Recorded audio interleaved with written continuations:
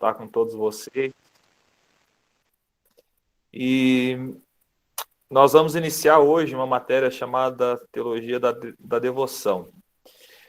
Sou casado com a Bianca Ruppel, né, pai da Radassa. Já estou aqui em Ponta Grossa, já faz, depois que eu retornei, né, depois de um período de 4 anos pastoreando na cidade de Marabá, no Pará.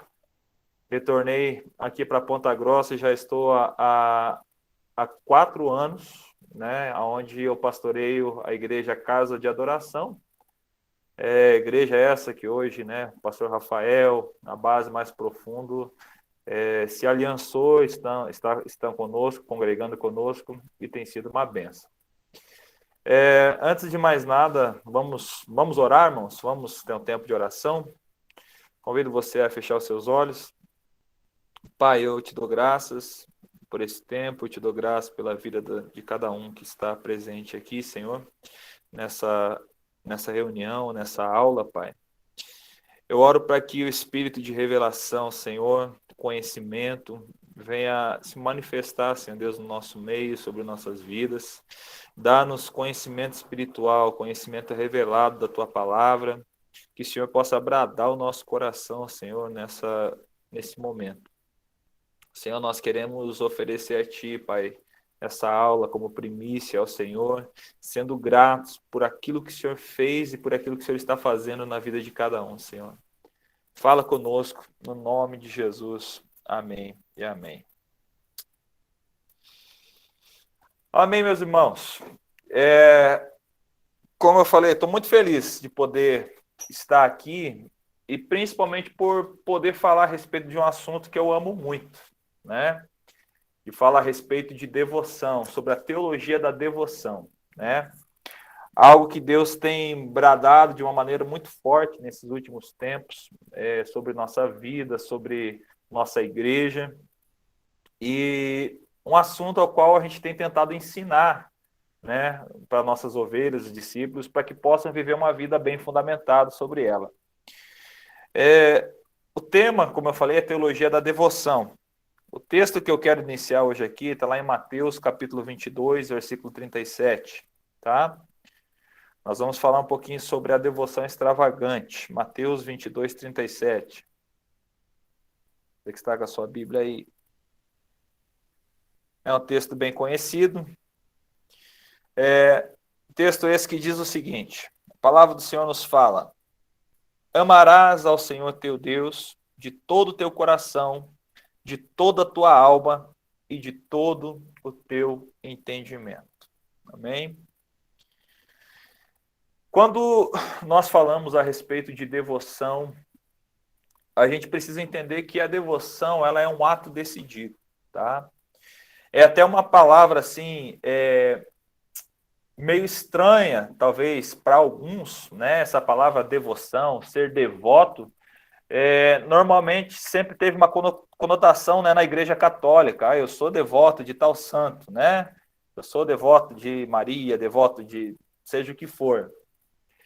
Porém, essa palavra devoção, ela precisa realmente fazer sentido para nós como cristãos, porque a devoção fala justamente a respeito de uma entrega, né? A respeito de um ato onde você vai doar a sua vida para alguém, né? Isso é devoção. Então, nós vemos, né, no contexto do catolicismo romano, por exemplo, pessoas aí pagando promessa, subindo escadas de joelho, pessoas fazendo uma infinidade de coisas, porque no seu coração existe uma devoção a determinado santo, né? E nós, então, como cristãos protestantes, nós não cremos nisso, nós cremos que um preço já foi pago por Jesus na cruz. Porém, algo que nós precisamos observar dentro desse aspecto é essa prática de devoção, né, no coração desses irmãos, que eles têm de fazer algo a mais, né, por aqueles a quem eles são devotos. E quando eu olho, talvez, para a igreja evangélica hoje, nós, pelo fato de ter um falso entendimento a respeito da graça, a nossa vida espiritual, a nossa vida cristã, muitas vezes é uma vida superficial. Uma vida, talvez, para muitos dentro da igreja, pautada apenas num culto de domingo à noite, né?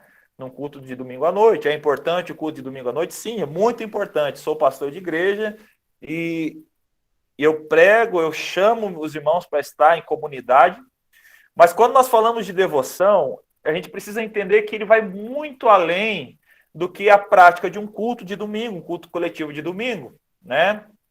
E quando eu olho aqui para esse texto de Mateus capítulo 22, versículo 37, eu vejo Jesus estabelecendo aqui um padrão a respeito da nossa vida de adoração, a respeito do nosso amor por Ele, né? Ele fala a respeito de amar ao Senhor, o teu Deus, e uma palavra que vai se repetir aqui nesse versículo, e se você for dar uma analisada dentro também das orações apostólicas nas cartas de Paulo, uma palavra que irá se repetir muito, é essa palavrinha aqui que fala todo, né? Todo, toda. Ou seja, aquilo que o Senhor deseja de nós é todo, né? Tudo. E essa palavra todo no original, você sabe o que significa? Significa todo mesmo, né? Não tem nenhum outro significado além dessa. É tudo. Não existe nada além disso. O Senhor, ele anseia de nós uma entrega por total, né?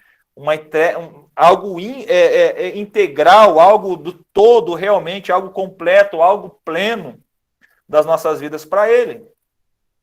Então, quando nós vemos aqui Jesus falando que o nosso amor pelo Senhor tem que ser de todo o coração, alma e entendimento, Ele está colocando sobre nossas vidas o encargo de todo o nosso ser, toda a nossa vida, tudo que fazemos, nossos recursos, tudo que somos, nossa emoção, nossa vida profissional, tudo precisa estar dentro desse padrão de entrega ao Senhor. Lembrando uma coisa, às vezes nós como cristãos, nós temos uma tendência de nós partimentarmos a nossa vida. Por exemplo, eu tenho a minha vida espiritual, mas também eu tenho a minha vida secular. Então eu separo, olha, culto de domingo à noite, né? Eu estou na igreja, é a minha vida espiritual, é lá que eu manifesto a minha vida espiritual. E aí então eu saio, segunda-feira, eu preciso viver a minha vida secular. Mas quando você olha para a palavra do Senhor, você vai ver que não existe isso, né? O desejo do coração do Senhor e a visão bíblica a respeito disso é que nós somos completos. Toda a nossa vida é espiritual. O teu trabalho, a tua profissão, ela é espiritual. Quando nós vemos Martim Lutero, uma vez ele responde a um sapateiro que chega para ele e fala assim: pastor, como que eu posso adorar ao Senhor com a minha profissão? E Martim Lutero responde, ele fala, olha, faça bons sapatos e venda a preços justos. Assim você está honrando ao Senhor. Então, quando eu olho isso, meus queridos, eu entendo que a minha vida toda é do Senhor. Então, não é uma expressão de culto de domingo à noite que define a minha vida espiritual. Então, quando eu falo a respeito disso, eu preciso entrar nessa teologia da devoção, né? A devoção, aquilo que eu entendo de devoção, que a devoção ela é um ato decidido.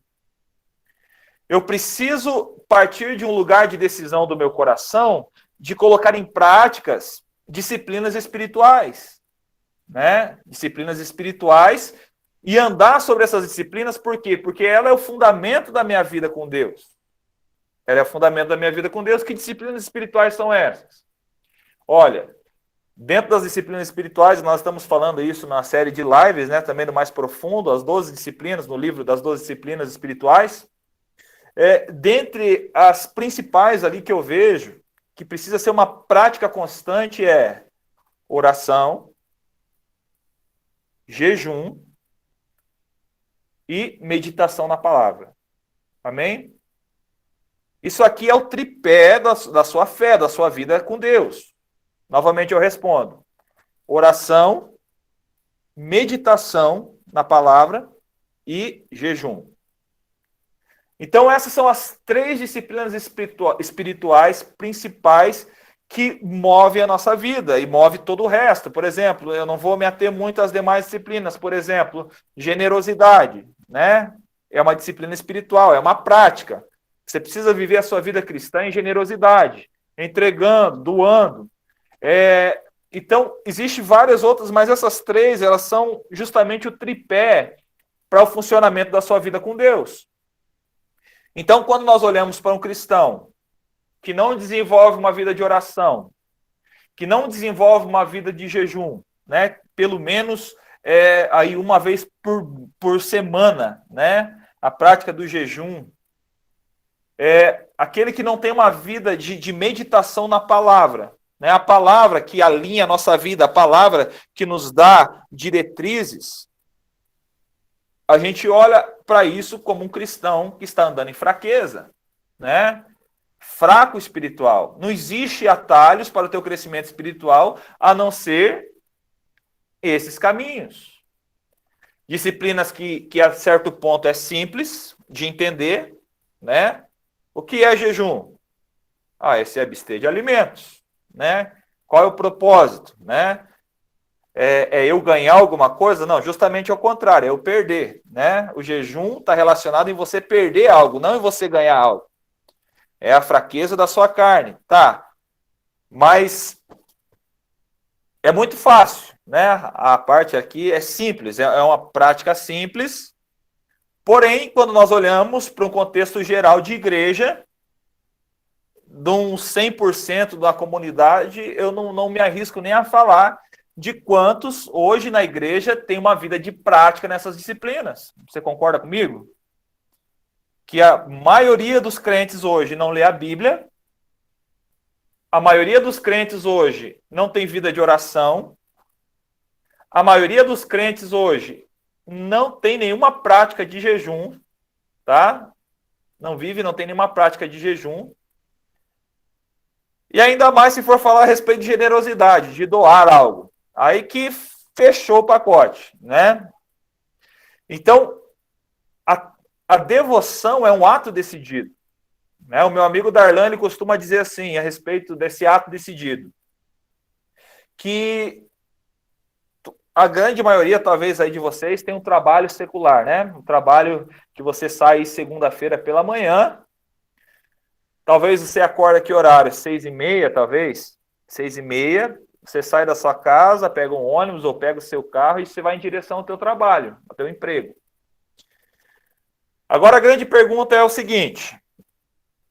Quando você faz isso, né? Quando você se dispõe a acordar pela manhã, você ir em direção ao teu emprego, será que segunda-feira você sempre acorda assim falando, uau, vou trabalhar hoje, aleluia, né? Tô indo para lá, Jesus. Obrigado, Senhor, pelo emprego. Eu acredito que não, né? Eu até o começo do ano passado eu trabalhava secularmente também. Mas por que você faz então? Por que nós nos dispomos a levantar às 6 horas da manhã, 6h30 da manhã e ir em direção ao nosso emprego? É pelo fato de que nós precisamos, né? De que nós precisamos. E aí, quando você pensa a respeito disso, quando você fala a respeito de devoção, eu quero dizer para você, meu querido, você precisa de uma vida de devoção.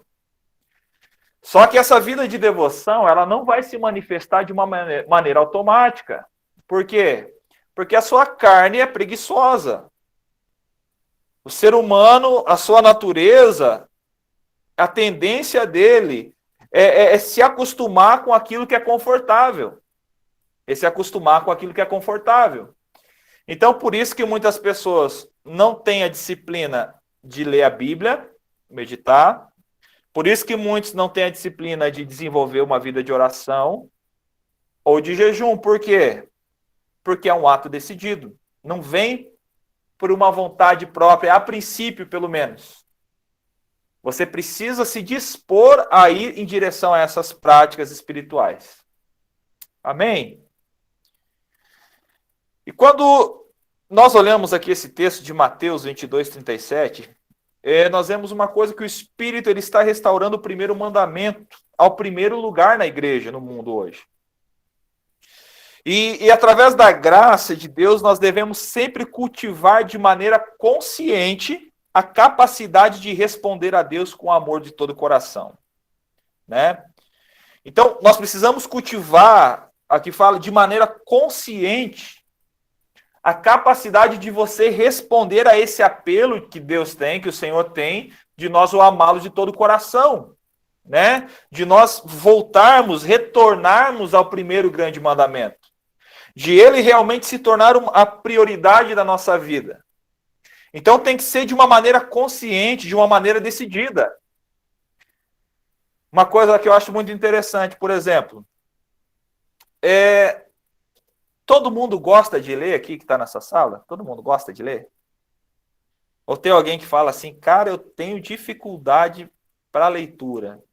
É uma coisa que chapa a minha vida, coisa que a minha cabeça assim fala, meu Deus do céu. Infelizmente, a grande maioria dos brasileiros em si, a nossa cultura, ela traz essa fraqueza, né? Muitas pessoas não têm hábito de leitura. Até mesmo dentro das nossas próprias escolas, que nós somos educados, não nos foi incentivada essa prática, né? E aí nós, durante o ano, às vezes, quantos que leram um livro? Um. Não vou perguntar. Não... Benção, levantou ali. Só que eu não vou mais perguntar para não constranger ninguém. Mas a grande maioria não tem hábito algum de você desenvolver uma vida de leitura. Só que o que acontece? Aí eu tenho uma má notícia. Né? Para aqueles que não têm desenvolvido o hábito de leitura. Nós temos um Deus, né?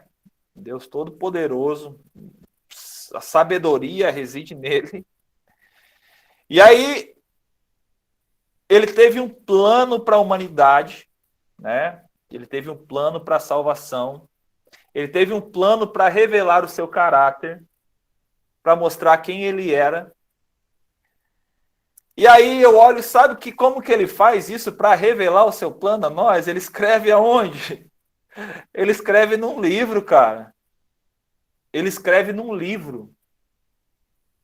E aí, se você fala, pastor, eu não gosto de ler, aí ficou ruim, irmão. Ficou ruim para você, porque Deus revelou a sua vontade num livro, cara. Então é sinal que ele ama esse negócio. Então eu quero te incentivar iniciando esse negócio aqui. É difícil? É difícil. Começa lendo pequenos livros, tá? Leia livros fininhos daqueles assuntos que você mais gosta. Eu amo falar sobre família. Pega um livro família pequeno. Eu amo adoração. Pega um livro de adoração fininho. Aprenda, começa a ler. Leia um capítulo por dia. E isso vai desenvolver em você esse hábito. Amém?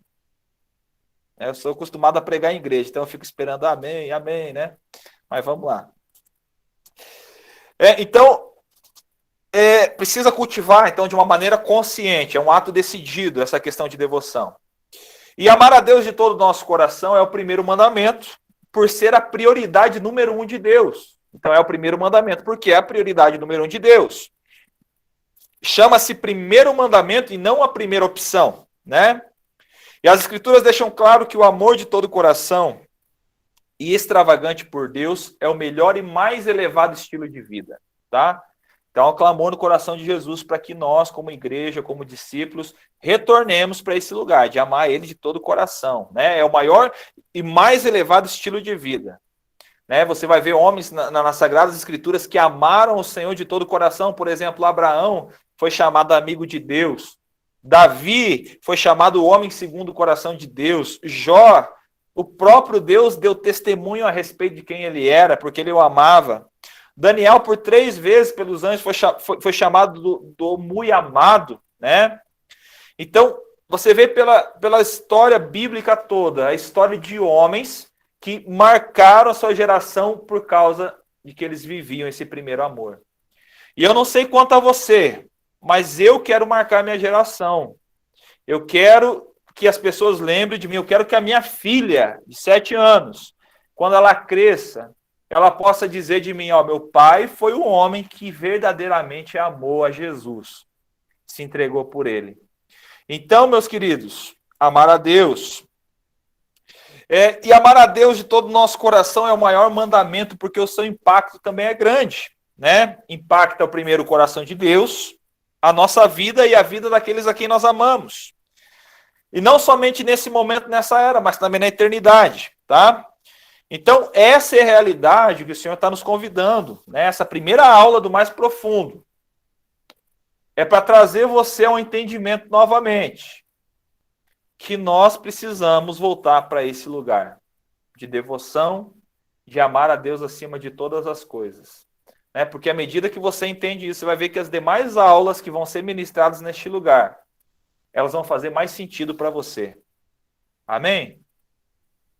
Hudson, eu não sei quanto tempo que passa aqui, então eu nem olho o relógio. É 20 minutos? Então você me alerta aí. Já passou? Isso, já passou. Vamos tratar uma coisa aqui. Toda vez que eu levantar a mãozinha aí, ó, que ela fica aí, viu aí? Vi. Aí você pode dar a pausa aí, tá bom? Já Fez- deu os primeiros 20 minutos e passou muito, muito rápido, diga-se de passagem, tá? Gente, 10 minutinhos aí para fazer pergunta, pastor Ney, e também para ir ao banheiro, tomar uma água, mas o intuito é o intuito dessas pausas é para que a gente possa gerar esse relacionamento. A gente começar a falar para tirar alguma dúvida, né? Nesse primeiro momento, nesses primeiros 20 minutos, fiquem à vontade, tá? Vocês têm essa liberdade. Esses 10 minutos eles já são literalmente para isso, tá? Se ficou alguma dúvida, algum questionamento nesse sentido, né? Alguma colocação também, né? Eu acredito que é válido, tá bom? Vamos lá, não se envergonhe, gente. Me ajuda aí. Eu não sou muito social media, não, mas estamos aqui. Luiz, eu sei que você quer falar.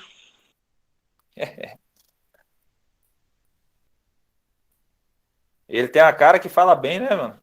Caramba, hein? Cara, gente boa. Compensa conhecer. Não dá para desperdiçar, não. Gente boa, é meu parente. Ah, tá certo. De acordo com o que eu ouvi falar, bola é bom de bola. Eita. Entendeu? Ué.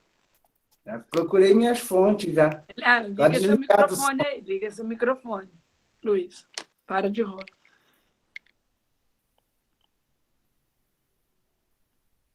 Só clicar isso. Tá mudo, Lu.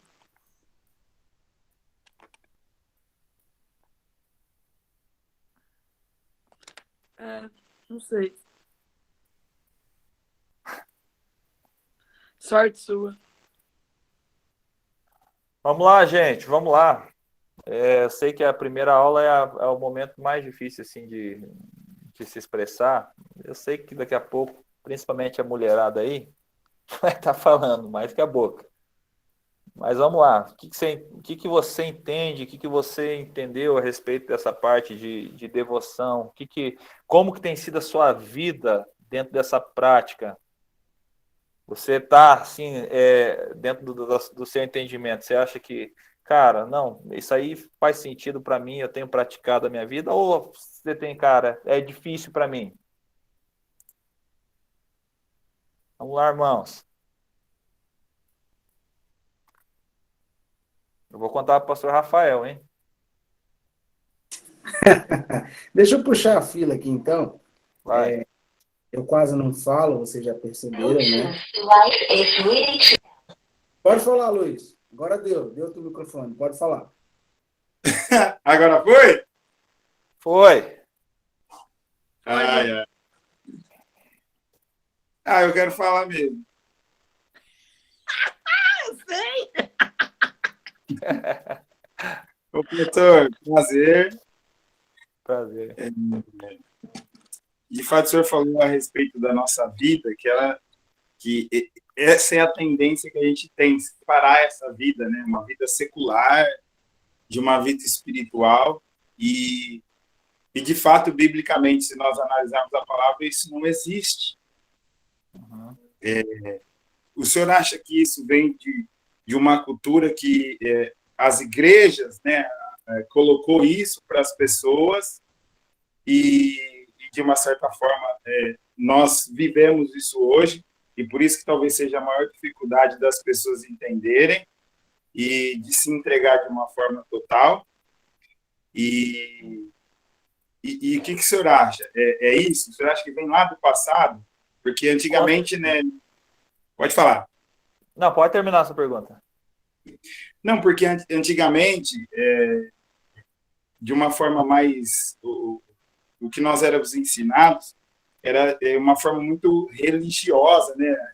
Aquela questão de você não pode isso, você não pode aquilo, e não tinha uma explicação, e talvez isso foi criado por medo das pessoas não se desviarem, de entender, não, isso eu não posso viver, aqui eu não posso trabalhar, porque isso aqui vai contra aquilo que a palavra de Deus fala, quando, na verdade, nós estamos inseridos para que nós possamos viver esse propósito de Deus em todas as áreas, como o senhor falou, porque acima daquilo que o senhor nos coloca, tipo, num emprego, para que nós possamos gerar renda para a nossa família, sustentar nosso familiar, existe o propósito de Deus, né? E nós estamos inseridos nesse propósito. O senhor acha que isso é a maior dificuldade das pessoas entenderem? Sim. Olha, até para a gente analisar, até a questão, por exemplo, de chamado. Vamos falar de chamado aqui, ministerial.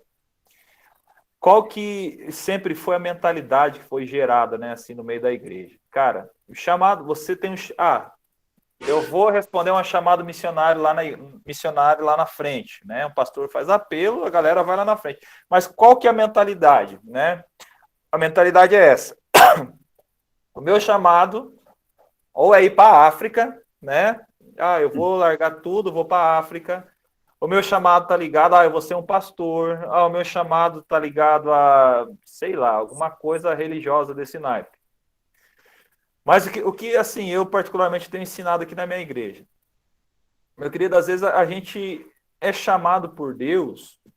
Eu dei o exemplo do sapateiro. Cara, para ser um sapateiro. Esse é o chamado de Deus e é lá que você vai frutificar. Às vezes o teu chamado é para você ser um grande empresário. E dentro dessa empresa você vai glorificar o nome do Senhor. Às vezes o teu chamado é o quê? Cara, seja tocar em qualquer área de influência da sociedade. E Deus te chamou para isso, para você frutificar.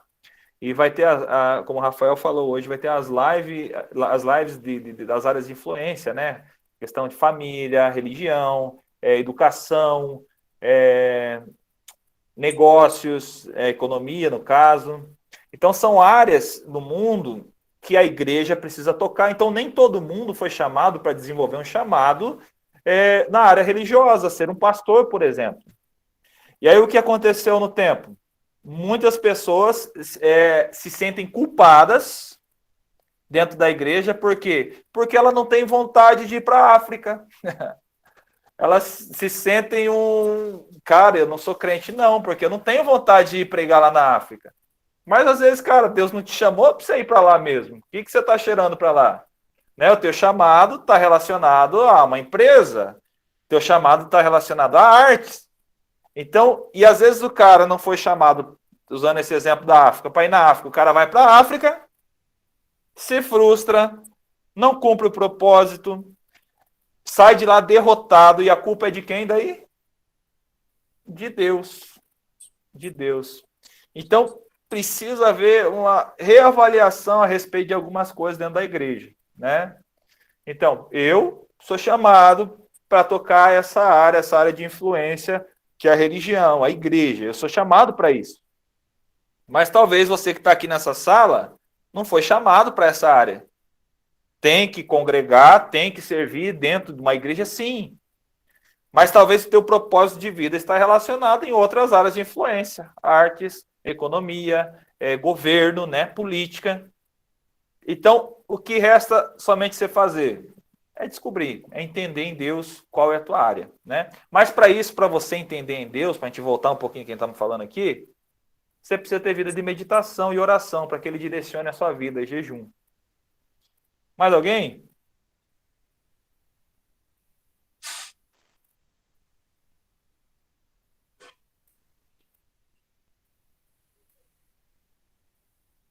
Já dá para retomar. Dá para retomar a aula, pastor. E a Beleza, gente então. segue para mais 20 minutinhos aí. Vamos que vamos. Tá. Então, a nossa devoção, ela tem o poder de tocar o mundo, né? Tocar o mundo. Nós precisamos desenvolver isso.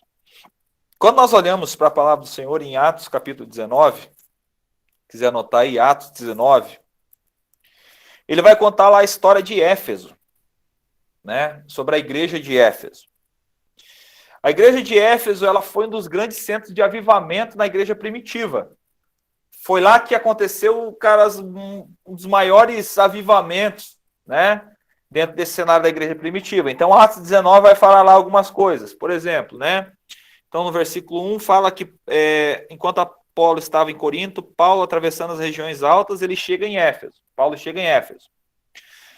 Lá no versículo 6, vai começar a contar algumas coisas que aconteceram nesse tempo. Então, lá, quando Paulo lhe impôs as mãos, veio sobre eles o Espírito Santo, começaram a falar em línguas e profetizar. Começou a ferver o negócio lá em Éfeso, né? No versículo 8, 3 meses argumentando convincentemente acerca do reino de Deus. Paulo estava pregando, estava argumentando com aquele povo a respeito do reino de Deus. O versículo 9 fala que ele passa a ensinar diariamente numa escola, na escola de Tirano. Versículo 10, isso continuou por 2 anos, de forma que todos os judeus e os gregos que viviam na província da Ásia ouviram a palavra do Senhor. Olha o alcance. Olha o alcance que Paulo teve em Éfeso. Avivamento. Versículo 11 fala assim, olha, Deus fazia milagres extraordinários por meio de Paulo, de modo que até lenços e aventais que Paulo usava eram levados e colocados sobre os enfermos. Esses eram curados de suas doenças e os espíritos malignos saíam deles, né? Aí vai contar a história de alguns judeus lá que estavam tentando expulsar demônios no nome, né, do Jesus que Paulo pregava, eles apanham e tal. Mas, de fato, em Atos 19, ele está contando a respeito então, desse avivamento que ocorreu em Éfeso. Falando de avivamentos, a gente tem vários avivamentos que ocorreram na história, né? Avivamentos esses que tocaram, e um dos propósitos do avivamento não é apenas trazer barulho, um fervor espiritual na igreja em si, mas o avivamento verdadeiro ele tem o poder de tocar a sociedade, né? O ambiente onde ele está inserido. Uma das principais marcas do avivamento é justamente a conversão, pessoas se rendendo a Jesus. Por exemplo, no avivamento de Toronto, no Canadá, conta a história que quando as pessoas passavam na rua em frente à igreja, elas começavam a cair ali mesmo.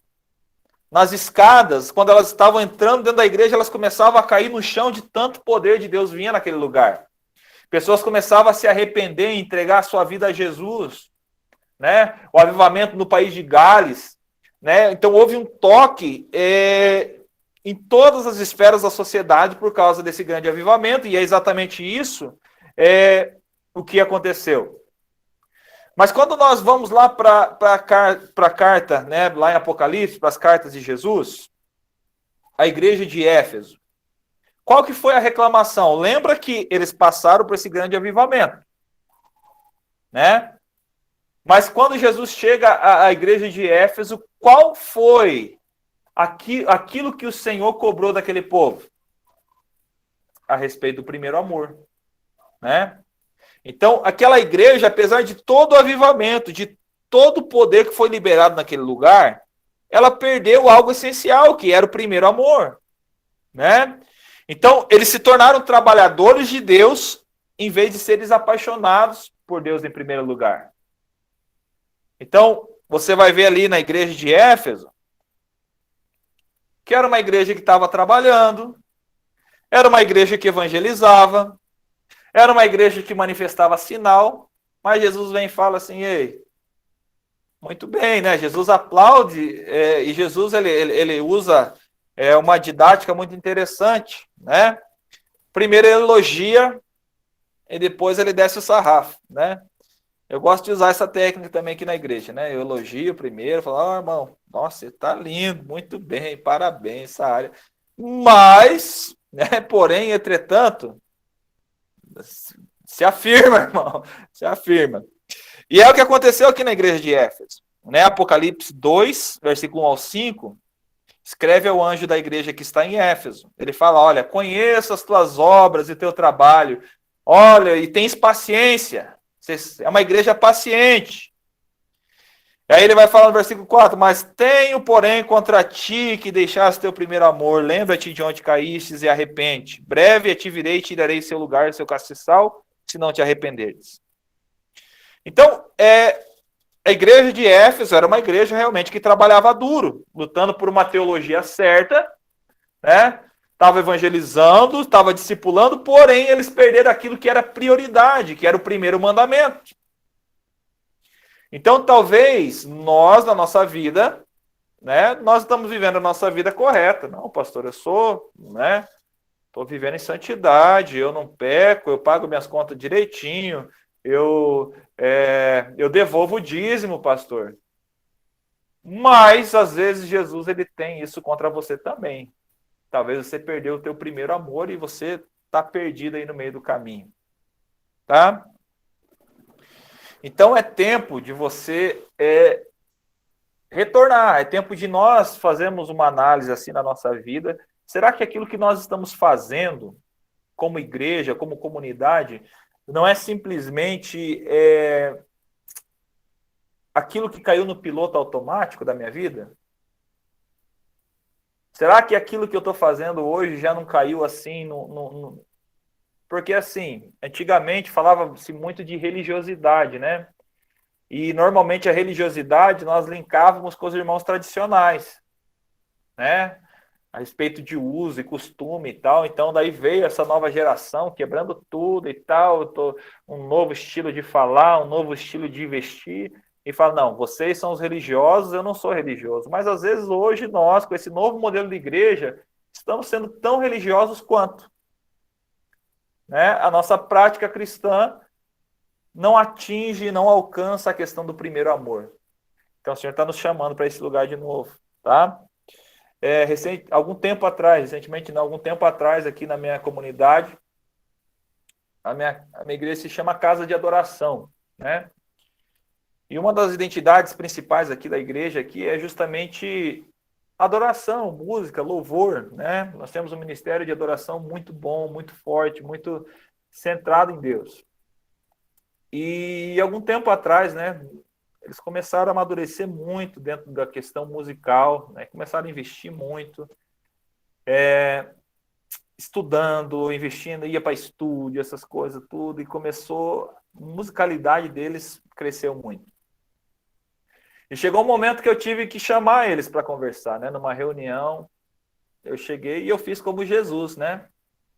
E eu falei para eles assim, olha, irmãos, eu quero aqui parabenizar vocês, porque vocês cresceram muito esse tempo, né? Vocês cresceram tecnicamente muito forte, vocês melhoraram demais. Aí eu falei, mas, né? Porém, entretanto, eu tenho que falar também a parte ruim. E sabe qual que é a parte ruim? É que vocês cresceram tecnicamente só. Então, o que acontece? A gente perde muitas vezes o foco daquilo que é realmente importante. Não que não seja importante a parte técnica, nesse sentido musical.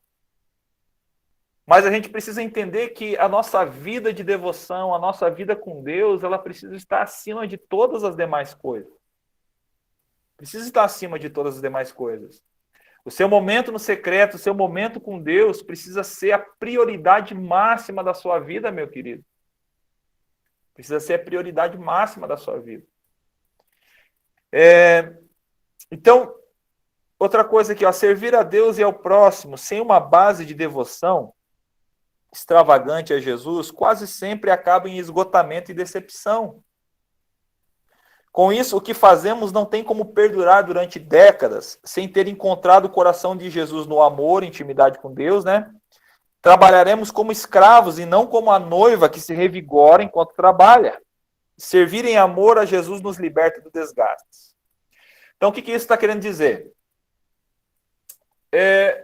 Muitas vezes, existem pessoas que estão servindo em nossas igrejas, ou até mesmo nós mesmos. Existem pessoas, e eu quero falar de uma maneira assim bem agradável dessa vez, né? Que são ativistas religiosas, tá? Que acham que trabalhar na igreja, né, viver a vida trabalhando na igreja, isso é o ápice da sua espiritualidade. E não é. E aqui acaba de dizer assim, ó, servir a Deus e ao próximo, sem uma base de devoção, sem você desenvolver uma vida de disciplina espiritual, de devoção, de intimidade, de relacionamento, sabe o que vai acontecer na sua vida? Esgotamento e decepção. Porque você vai trabalhar, e você não se revigora. Você não cresce, você não se alimenta. Você está apenas entregando. Até mesmo, às vezes, nós, como pastores, né? Parece que me falaram que tem alguns pastores aí, amém? Às vezes nós caímos nesse risco, eu me incluo nisso, de nos tornarmos ativistas a tal ponto que quando nós estamos no nosso escritório pastoral, nós estamos apenas preparando mensagens, palavras para entregar para o nosso povo. E isso não é correto. A nossa meditação, muitas vezes, o nosso estudo está relacionado tão somente a você pregar para alguém. E esse não é o propósito de uma vida de devoção. A vida de devoção serve justamente para você alinhar o teu coração ao coração de Deus. É nesses momentos onde o Senhor ele quer alinhar a sua vida no sentido de direcionar com o espírito de criatividade, trazendo visões, trazendo direções. É nesse lugar de intimidade com Deus.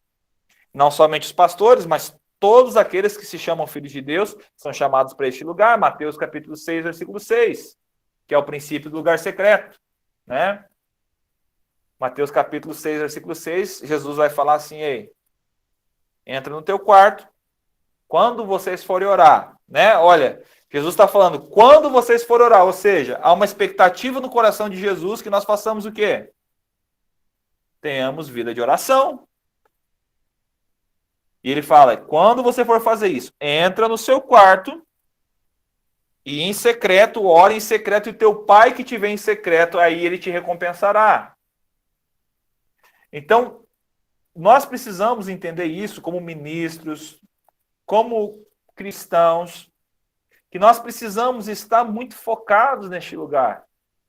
Aí eu retorno a dizer, é fácil todo dia você desenvolver essa disciplina? É fácil? Não é, de maneira alguma. Tá? Vai ter manhã assim, e é interessante, porque vai ter dia assim, que você vai chegar no seu quarto, no seu escritório, no seu lugar secreto, você vai estar queimando por Jesus, cara. Você vai estar queimando e você vai estar só no manto, né? Só quase voando dentro do quarto, né? Você coloca a música ali, você já está chorando, já não precisa nem de convite para adorar, né, cara? Você já está babando ali. Mas vai chegar dias assim, cara, que você não está com a mínima vontade, né? Com a mínima vontade. E algum tempo atrás, eu estava até compartilhando com a reunião de liderança, né? Eu cheguei numa segunda-feira, cara, meu devocional foi muito forte, cara. Deus veio, cara, eu chorei, eu me ajoelhei, deitei no chão, gritei, ouvi palavra e, cara, fiz tudo aquilo que Jesus faz na gente, né? Aí, amém, beleza? Cara, chegou na terça-feira, cheguei no escritório, mas bateu aquela preguiça. Aquele desânimo. Eu olhava a Bíblia e falava assim, não, cara, eu não quero isso, cara. E aí, de repente, eu pensei, falei, cara, que coisa louca, né? Segunda-feira eu tava no manto, tava de boa, firme. Agora, terça-feira, parece que eu perdi esse negócio. Aí eu falei, mãe, quer saber de uma coisa? E eu fui para minha Bíblia. comecei a ler ela, e eu costumo dizer, esse é um princípio que eu inventei para a minha vida. Eu faço algumas coisas na força do ódio, tá? Se eu não estou com vontade, eu vou lá, na força do ódio eu faço. Eu não queria, não estava gostando, não estava afim, estava com preguiça, mas, cara, eu fui, li a Bíblia, li, orei, e é muito interessante dentro desse princípio de oração, e na verdade, assim, para falar sobre essa teologia de devoção, 2 horas é muito pouco. Existem muitas coisas assim que eu queria abordar com vocês, por exemplo, a questão de você orar a palavra, algo que é fundamental na sua vida com Deus, aprender a orar a palavra. Sabe, a gente tem o hábito de que quando você vai para o teu lugar secreto, você primeiro medita a palavra, aí você deixa de lado e você então começa a orar. E nós temos entendido em Deus que, cara, esse é um processo junto. O Senhor nos chama para a gente aprender a orar a palavra, né? Nós vemos lá em Tiago, falando assim que, olha, vocês não recebem, primeiro, porque vocês não pedem. Né? Ou seja, fala aquele tipo de pessoas que já não ora, já não tem vida de oração e quer receber alguma coisa da parte de Deus. Né? Aí ele fala, ó, e se vocês pedem, vocês não recebem porque vocês pedem errado. Né? Vocês pedem de acordo para receber nos seus próprios deleites, seus próprios prazeres. E aí, quando eu entendo isso, meu querido, que existe um tipo de oração que é errada, aí sabe o que me salva? É eu ir para a palavra. Por quê? Porque quando eu aprendo a orar a palavra, eu não vou errar. Quando eu aprendo a orar a palavra, eu não posso errar, porque a palavra é a própria voz de Deus. Então, como que é isso, orar a palavra? Então, por exemplo, lá, eu vou lá no Salmo 23, e nem estava aqui na minha programação de falar sobre essa questão de orar a palavra, mas vamos para um negócio prático também, né? Então, nós vamos lá para o Salmo 23. E uma das melhores coisas, assim, para você começar a orar é justamente os Salmos. É muito interessante, muito importante isso. Porque é fácil de entender, é fácil de você expressar, e os Salmos são justamente orações. Então, como que eu faço? Eu peguei o Salmo 23, e eu vou começar a ler ele lá. O Senhor é meu pastor, de nada terei falta, ele me faz andar por verdes pastos, ele me guia mansamente às águas tranquilas, ele refrigera a minha alma. E você vai lendo esse texto, meu querido, no seu tempo de devocional. Leia o texto pelo menos ali umas 3 vezes, que vai entrando na sua mente, que vai entrando no teu coração. E de repente você vai começar a orar essas coisas. Como? Aí você começa, ó, tu és o meu Senhor. Mas tu és o meu Senhor e não somente o meu Senhor. Tu és o meu pastor, aquele que me cuida, aquele que me guia. E de repente cada sentença desse texto vai se tornando vida para você. O Espírito vai começar a revelar a você coisas, né, que vão te conduzir dentro do próprio texto, e você vai começar a orar essas verdades, e isso vai fazer sentido para você. E sabe de uma coisa? Durante o dia, cara, esse texto vai começar a queimar no teu coração, e você vai estar andando no centro, e você vai estar pensando, ele é o meu pastor, cara. Ele é o meu pastor, eu não preciso me preocupar, porque eu não terei nada, não terei falta de nada. Ele já me é suficiente. Então, meus queridos, eu quero te incentivar, eu quero te motivar a aprender a orar a palavra, porque assim você não vai errar, você vai ser revigorado no Senhor, você vai ser cheio, você vai reter conhecimento da palavra, você vai memorizar versículos, e isso vai fazer todo sentido para você. Amém ou não amém? Beleza, né? Vamos lá. A mãozinha já? Caramba, velho. Vai, então. É rápido, é rápido. 2 horas não dou conta. Não adianta que não dá conta. Mas é para gerar uma expectativa muito grande nos nossos corações, para que possamos nos aproximar desses professores e, em um outro momento particular, uma das coisas que a gente vai fazer enquanto o nosso propósito, enquanto escola mais profundo, é, se você sentir a necessidade de aprofundar nessa área e quiser entrar em contato com o pastor Ney, os professores, eles têm escolas particulares, eles têm cursos, eles têm projetos, coisas que eles estão fazendo nas suas igrejas, no seu dia a dia. Então, se você sentir a necessidade, se o Espírito trouxer a você a necessidade de aprofundar nesse assunto, com muita satisfação, nós faremos essa ponte, né? Nós disponibilizaremos contato e para que você possa realmente identificando essa área, se aprofundar, tá bom? Vamos para nossos 10 minutinhos aí, seja de pergunta, seja para ir dar uma ida no banheiro rapidinho, ou pegar uma água, tá? Fiquem à vontade aí para fazer pergunta, gente. Vamos procurar, nesse tempo aí, sanar alguma dúvida, fazer alguma colocação, beleza? Fiquem à vontade.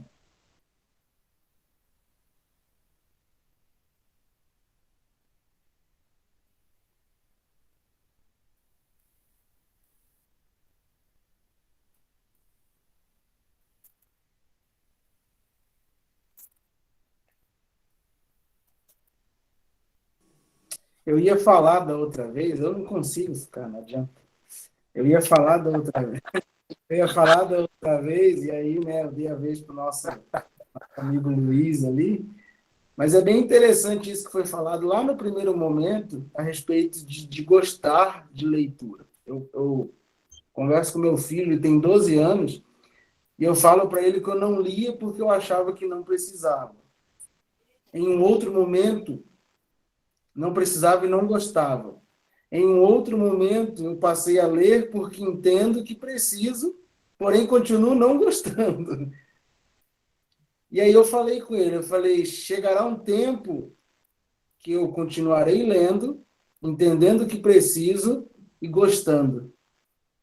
E se esse tempo não chegar, eu vou continuar lendo, porque eu entendo que eu preciso, faz parte, né? Albert Einstein fala uma frase que é interessante, que a mente que se abre para uma nova ideia jamais volta para o seu tamanho original. E essa frase, ela mexe muito comigo, né? Eu gosto muito dela. O próprio C.S. Lewis fala que se você está pensando em se tornar um cristão, saiba que isso te tomará por inteiro, inclusive a sua mente. Eu gosto de frisar que as maiores batalhas estão na mente. Então, são coisas que a gente precisa fazer, né? Literalmente. E até mesmo não gostando. Pastora Joana, família aí do pastor Maurício, Mari, vocês não vão falar nada? Eu vou puxar a turma aqui. Os que eu conheço, tiver aqui na minha tela, eu vou puxar. Só estamos, ó, ruminando. A gente estava comentando aqui, é muito rápido os 20 minutos. Na hora que tá pegando fogo. Acho que tem alguém que fez uma pergunta. Quer que eu leia, pastor? Dê. Tá, então deixa comigo. Boa noite, pastor. Você acredita que tem alguma relação na intensidade da devoção hoje? Porque antes os profetas viam a face do Senhor e tinham maiores experiências do que as pessoas, do que as que estamos expostos hoje. Acredito que tem uma relação com a questão da intensidade, né? Essa intensidade. Legal. Então, eu quero começar assim, usando o que Jesus falou assim, ó, que mais bem-aventurado aqueles que não viram do que aqueles que viram, né? Essa questão assim de intensidade, ele está relacionado à busca, né? A busca. Você vai ver que em Tiago vai falar que Elias era um homem sujeito aos mesmos erros que a gente, né? Trazendo aqui uma linguagem bem atualizada.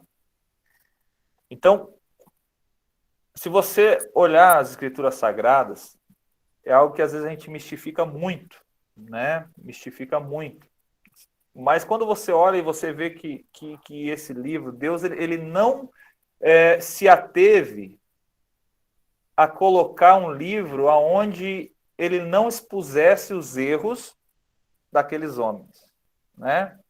Então você vai ver lá, desde Adão, né, a queda, você vai ver Abraão, mentiroso, vai ver Jacó, enganador, Você vai ver Isaac também mentiu, a mesma coisa que o pai dele, Abraão. Você vai ver Davi, caiu adultério, assassino. Você vai ver Jonas fugindo do propósito. Você vai ver... Cara, vai caminhando pela Bíblia. Paulo, assassino, foi assassino. Pedro, impulsivo. Cara, todos homens semelhantes a nós. Tá? Todos homens semelhantes a nós. Agora, o que era o diferencial deles? Era a paixão. Paixão por Jesus. E isso, assim, a gente não pode, igual, eles viram a face do Senhor. A face do Senhor, de fato, eles não viram, né? Porque ninguém viu ao Senhor e sobreviveu. Ninguém viu o Senhor, né? Moisés, né, que talvez foi um dos homens que mais tiveram a experiência, né, diante de Deus, que teve a ousadia de falar assim, ei, eu quero te ver, cara. E Deus fala assim, ei, homem algum me viu e sobreviveu. Aí fala, eu quero te ver do mesmo jeito. Aí Deus fala assim, então eu vou colocar na fenda da rocha, colocarei minha mão sobre você e eu passarei e você me verá pelas costas. Talvez foi o mais próximo do que um homem viu a Deus, né? Que viu a Deus. Todas as demais manifestações foram manifestações de Jesus, né? Jesus encarnado. Então, quando fala a respeito de intensidade, aí a gente sai um pouquinho ali da Bíblia, aí você vai ouvir a respeito de história de homens como Whitefield, George Miller, você vai ver homens atualmente hoje, como por exemplo Michael Bickle, homens que marcaram a sua geração, marcaram a história com a sua paixão, com a sua intensidade. Os jovens moravianos que entregaram a sua vida, né, por causa do evangelho, se venderam como escravos para uma ilha, né? E aí a família perguntava para eles assim, ei, por que vocês estão fazendo isso? Vocês estão indo para uma ilha, se vendendo como escravos, porque esse é o único meio de vocês entrar nessa ilha, né, para eles pregarem. E aí eles respondem, não, nós estamos indo porque nós queremos que o cordeiro receba a recompensa pelo seu sacrifício. Então, a questão da intensidade na devoção depende da gente, né? De busca, de se colocar nesse lugar, de tirar toda e qualquer desculpa para poder entrar neste lugar. Como eu falei, não é um lugar fácil de se entrar. É um lugar que exige disciplina. Porém, é um lugar que você pode se encontrar de fato. Espero que eu tenha te respondido bem. Mais alguém?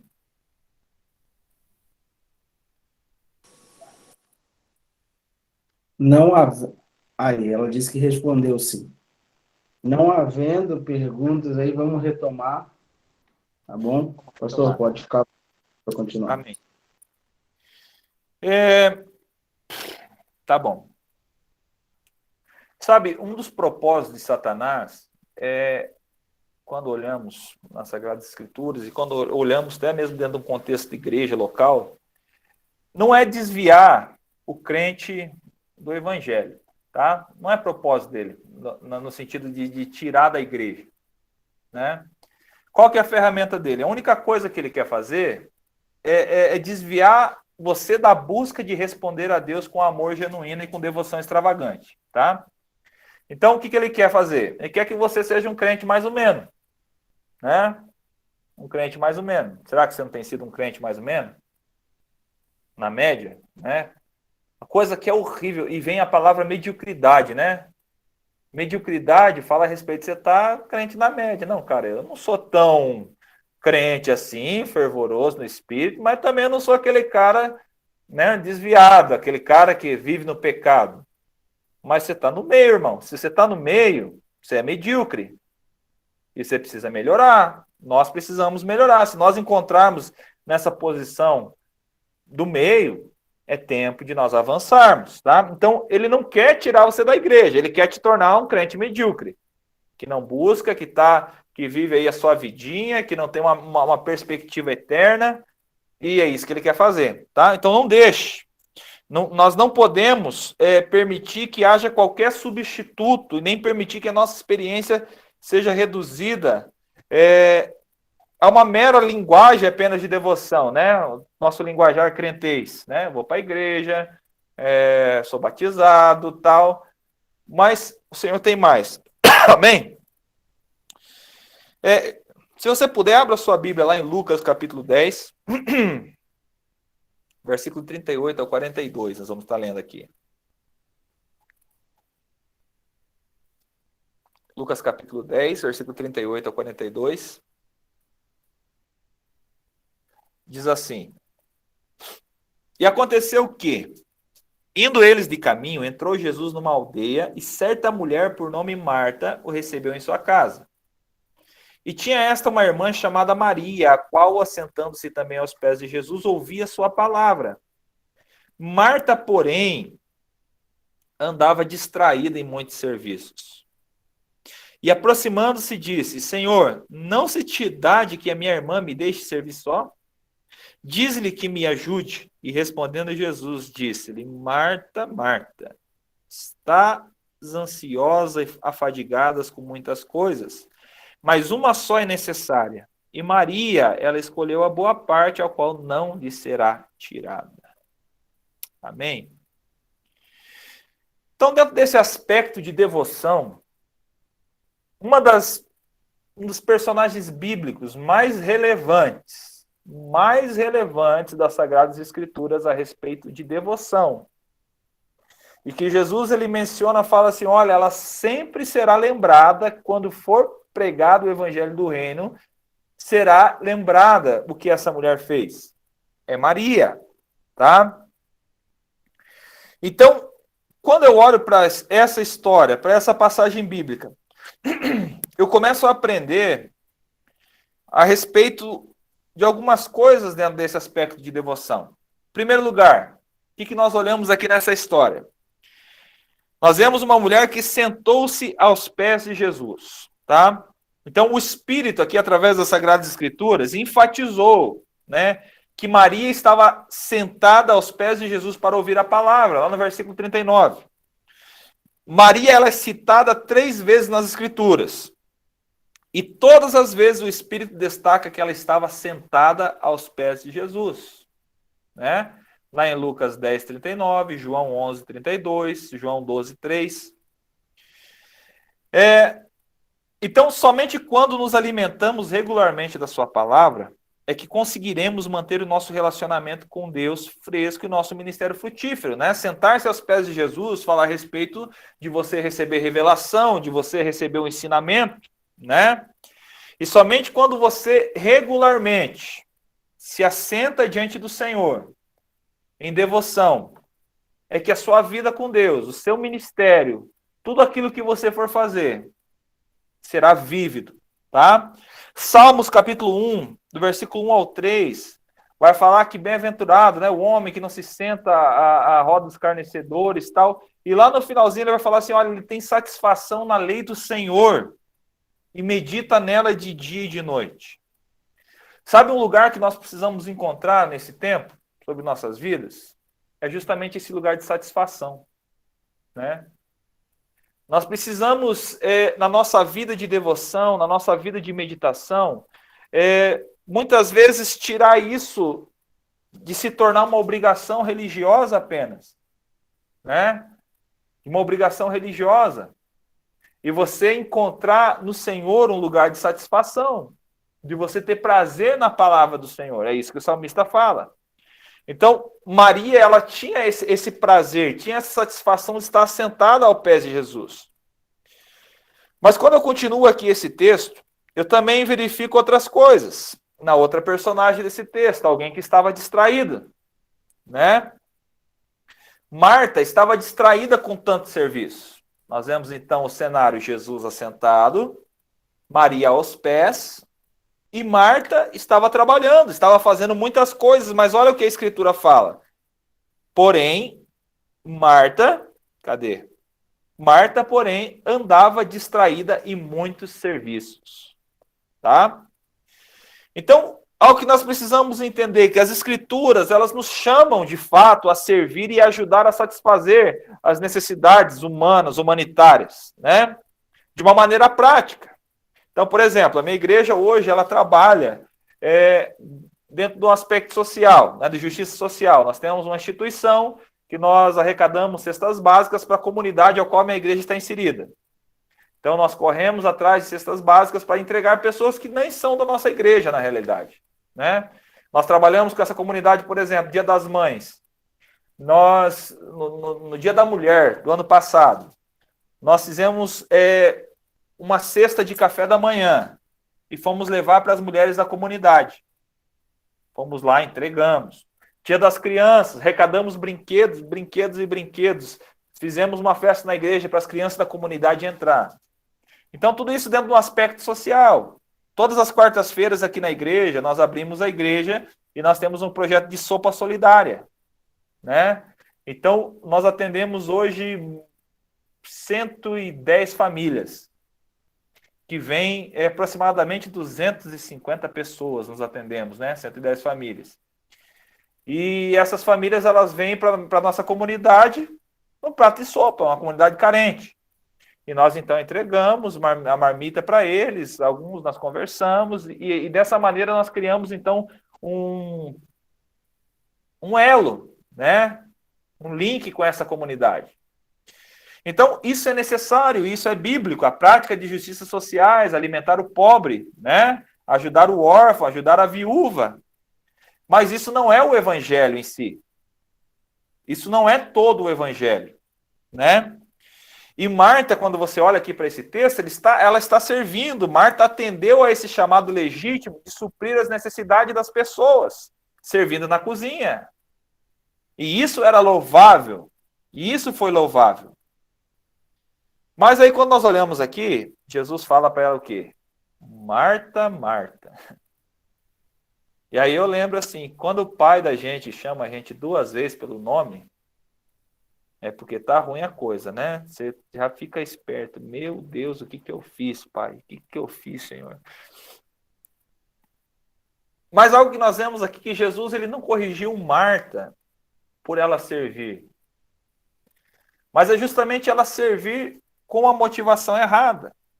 Quando nós vemos lá no livro Praticando a Presença de Deus, do irmão Lawrence, ela descreve um homem que com o coração preocupado com Deus enquanto suas mãos se ocupam do trabalho. Ou seja, ele era um cozinheiro, né? E aquilo que nós falamos, Luiz, né? A respeito do chamado. Ele era um cozinheiro. Era um frei, era um padre, mas ele era um cozinheiro. E nesse livro, a prática da presença de Deus, do irmão Lawrence, ele fala muito dentro desse aspecto dele você está trabalhando, você está no teu cotidiano, mas ao mesmo tempo o teu espírito está conectado com Deus. Ao mesmo tempo você está mergulhando no Senhor, você está cozinhando aqui, mas você está com a tua mente conectada a algo, né? Então, distrair-se é algo comum para todos nós, né? Mas agora, permanecer distraído é algo que leva o Espírito a nos corrigir. Então, vai haver momentos da nossa vida, da nossa caminhada, que a gente vai se distrair por alguma coisa ou outra, né? Mas aí você vai definir, será que eu permaneço distraído ou será que eu volto? O Espírito Santo, ele quer nos corrigir, né? E ele vai falar, olha, você está distraindo a sua vida. E uma das palavras, até esse começo de ano, a gente fez aqui o culto de primícias, né? 8 dias de culto. E no segundo dia que nós fizemos aqui, a palavra que o pastor trouxe aqui, o pastor Marcelo, um dos nossos pastores, foi a respeito de distrações. E algo que é interessante, meu querido, que as distrações, nem sempre nós nos distraímos apenas com o pecado, né? Com aquilo que é ruim, com aquilo que é mal. Às vezes a nossa crise não é, às vezes, com aquilo que é de fato perverso. Mas às vezes nós perdemos o foco por coisas boas, coisas que são permissivas, né? Às vezes nós nos distraímos com aquilo que é bom. E nós perdemos de crescer diante do Senhor, às vezes por aquilo que é gostoso, aquilo que é prazeroso, aquilo que até te faz bem. Mas aí entra a questão de escolha, né? Então, por exemplo, às vezes você está distraído com Netflix, às vezes você está distraído com o teu celular, às vezes você está distraído, não sei, tanta coisa distraindo. Hoje, a geração que nós vivemos hoje é o tempo onde há mais possibilidades de distração, é a era que nós vivemos hoje. né? Se nós olharmos hoje para o celular e tem um aplicativo que ele mede quanto tempo que nós passamos na internet, às vezes nós vamos nos escandalizar, né? Aí, assim, acho que John Piper que fala que, assim, nos últimos dias, uma coisa que nós não vamos poder chegar diante do Senhor falar que nós não tivemos tempo, né, para Ele. Eu até imagino, né, você chegar assim, eu não tive tempo, né, para buscar, para orar, eu trabalhava demais, aí eu imagino Jesus assim, ei, dá o histórico aqui do seu celular.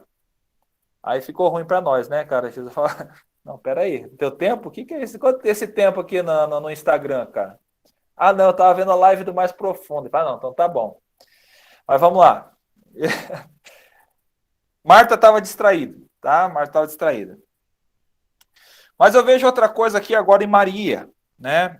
Jesus, ele disse a Marta que Maria, ele fez a única coisa necessária, no versículo 42.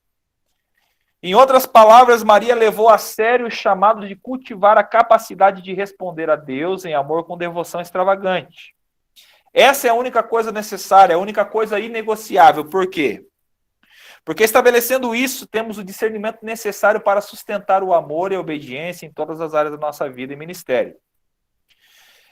Ao sentarmos aos pés de Jesus, nos posicionamos para receber a ajuda de Deus, que é indispensável para enfrentar e lidar com todos os aspectos da nossa vida. Se esse ponto não estiver bem definido, então nossas demais decisões serão confusas. Tá? Então o Senhor, ele nos chama para nós sermos pessoas de uma coisa. Eu quero te indicar um livro com esse tema. Uma coisa do Dwayne Roberts. Tá? Esse livro, meu irmão, vai te pegar por dentro. Uma coisa do Dwayne Roberts. Ele vai tratar a respeito de Davi. Davi era um homem de uma só coisa. Ele diz lá em Salmos, uma coisa peço ao Senhor e a buscarei, que eu possa habitar, né, na casa do Senhor, tal. Algo interessante desse texto é que Davi era um cara riquíssimo, muitas mulheres, ele tinha tudo o que ele poderia querer. E algo muito interessante dentro disso até mesmo quando Davi ele peca, Deus ele fala um negócio assim interessantíssimo para mim, através do profeta Natan. Natan ele chega para Davi e fala assim, ei cara, Deus falando, eu te dei mulheres, eu te dei o reino, eu te dei isso, te dei aquilo, e se não fosse suficiente, eu te daria muito mais. Então, o que eu olho a respeito disso? Cara, Davi era um cara que tinha crédito, né? Cara que tinha muito crédito. Se você me pedisse, ainda eu te daria muito mais. Né? Então, era um cara que realmente ele foi o segundo coração de Deus. Né? Se arrependeu, consertou tudo. Mas quando você vê isso, Davi ele poderia ter o que ele queria. Mas sabe o que ele queria? Ele queria uma coisa. Ele queria estar diante do Senhor, diante da presença do Senhor. Salomão não foi chamado do homem segundo o coração de Deus, foi o homem mais sábio, né? Salomão ele pediu sabedoria, mas Davi ele pediu uma coisa, a presença do Senhor. E é isso que nos diferencia, tá? É isso que traz sobre nossa vida fundamentos, bases sólidas para nós crescermos, para nós nos apaixonarmos por Jesus. Então, Maria foi essa mulher de uma coisa. Davi foi esse homem de uma coisa. Paulo, ele foi o homem de uma coisa também, porque ele fala, olha, eu renego tudo que eu já conquistei, tudo que eu sei, tudo que eu já fiz, por causa de uma coisa, o conhecimento de Cristo. Então, nós precisamos ser homens e mulheres de uma coisa. Amém? Outra coisa que eu vejo nesse texto, a respeito da boa parte. Jesus declara que Maria escolheu a boa parte, versículo 42. E Jesus ele deixa claro a importância desse assunto, definindo-o como o melhor estilo de vida. É um fundamento sábio e divino para as nossas vidas, para a construção de relacionamentos e para ministrar ao próximo. Aqueles que discordam, discordam de Jesus. Então, de fato, essa vida de devoção, aquilo que Maria fez, estar aos pés de Jesus, é a melhor parte. E para nós, na nossa mente, nós precisamos crer nisso. Que esse tempo de devoção, de nós entregarmos a nossa vida de fato completamente ao Senhor, é a melhor parte. Tá? Outra coisa que eu vejo aqui nesse texto de Maria, a respeito de escolher. Jesus declara que Maria escolheu esse estilo de vida. E nós também precisamos escolhê-lo. Né? Ninguém vai poder escolher por você, meu querido. Você a viver uma vida de devoção, uma vida de busca ao Senhor. Cultivar um coração de devoção extravagante a Jesus, ele requer tempo e empenho. Né? É algo que nós precisamos fazer deliberadamente. O amor ele não cresce simplesmente. Não é algo automático, não é algo assim que quando você converte o teu coração, de repente você está... Não, é algo que você precisa ser intencional. Uma das palavras que nós temos mais falado na nossa igreja nesse tempo é intencionalidade. Tudo que nós vamos fazer, precisamos ser intencionais. Então, quando eu falo a respeito de devoção, a respeito de você entrar nesse lugar secreto, a respeito de você viver uma vida de prática das disciplinas espirituais, você precisa ser intencional, você precisa decidir, não, amanhã eu vou começar a fazer isso. Amanhã eu vou colocar o meu celular para despertar. Amanhã eu vou me propor a fazer isso. E aí você vai e faz. Amém ou não amém? Outra coisa que eu vejo nesse texto, que aquilo que Maria fez não seria retirado. Jesus profetiza que o coração devoto de Maria não lhe seria tomado. O que isso significa? Primeiro, que Maria receberia graça ao longo da sua vida para sustentar o seu estilo de vida extravagante, desde que ela mantivesse a sua escolha. Então, o Senhor ele quer sustentar esse estilo de vida em nós, desde que você permaneça nessa escolha.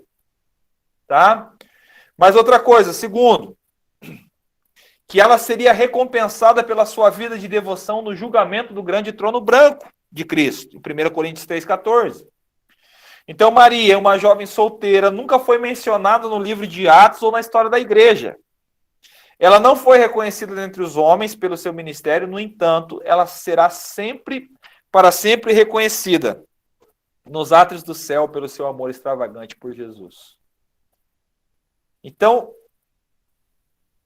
uma pessoa que eu quero conhecer é essa mulher. No dia que Jesus vier glorificar meu corpo, eu quero conhecer essa cidadã. Fala, Hudson de Oliveira. Quando eu levantar a mão ali, você pode terminar o raciocínio, com certeza, viu? É só para te alertar. Beleza? E a gente vai para mais uma pausa. Tá? Passa muito rápido, obviamente. Tá bom? Faça suas perguntas. Fiquem à vontade aí, gente. Hoje, eu vou falar, não aguento o Hudson ficar quieto. Precisa sugar o Ney. Eu tô quieta para não mexer com o meu pastor ali, com a Rosângela e com o pastor Zé. Tô respeitando eles aí. Mas já tô doidinha para mexer com eles também. Hoje, nós estávamos conversando exatamente isso, eu e o Luiz. Né, Luiz? Nós estávamos no encontro de família e hoje à tarde nós estávamos conversando. O Luiz é meu primo. Que o Senhor ele não está nem um pouco preocupado com o nosso serviço. Nós estávamos falando de serviço, de às vezes não estar com o coração alinhado e ter um talento, um dom, ser muito bom em alguma coisa, mas o nosso coração não está alinhado em Jesus. E nós estávamos conversando exatamente essa aula que nós estamos dando. Isso que eu dei umas risadas já, ele riu ali também, uns códigos, porque a gente estava conversando sobre isso. Você, às vezes, a pessoa ela é muito boa em algumas coisas, ela é muito boa naquilo que ela foi vocacionada, naquilo que ela foi chamada para fazer, independente de qual esfera seja. Mas se ela não tiver com o coração alinhado, não vai deixar de ser só um serviço. E o Senhor, ele não está preocupado com isso. Você falou do ativismo, e até na live com a Bianca eu participei, eu corro muito esse risco. Eu sou uma pessoa que corre muito o risco do ativismo. Eu reconheço isso. Eu tive problema, e eu sei até já situações que o Senhor me parou. Né? Por esse ano mesmo, foi um ano que o Senhor me parou. Por ser muito ativista. E às vezes perder esse coração, né? Eu não tenho problema em achar que porque eu faço, outra pessoa tem que fazer. Isso aí para mim não é problema, não. Eu faço porque eu sou chamado para isso, é meu perfil, eu gosto, e para mim tá tudo bem. Se o outro vai fazer ou não, o problema é dele. Mas o fato de não estar aos pés de Jesus, eu tenho que ficar policiando para não tornar um ativismo e ser somente um serviço. E a gente sabe naquilo que a gente é bom. A gente sabe, né? Naquilo que somos bons e aquilo que desenvolvemos bem e aquilo que nós faz com excelência. Assim. Cada um sabe naquilo que é bom. Só que a gente precisa tomar muito cuidado para onde está o nosso coração. A gente estava conversando isso hoje. Amém. Concordo em número, gênero e grau. Isso mesmo. Vai ficar quieto, Luiz? Você já falou.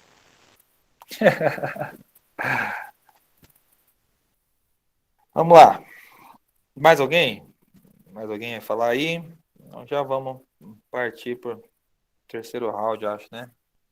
Toca o barco. Então vai. Marcos capítulo 14, versículo 3 ao 9.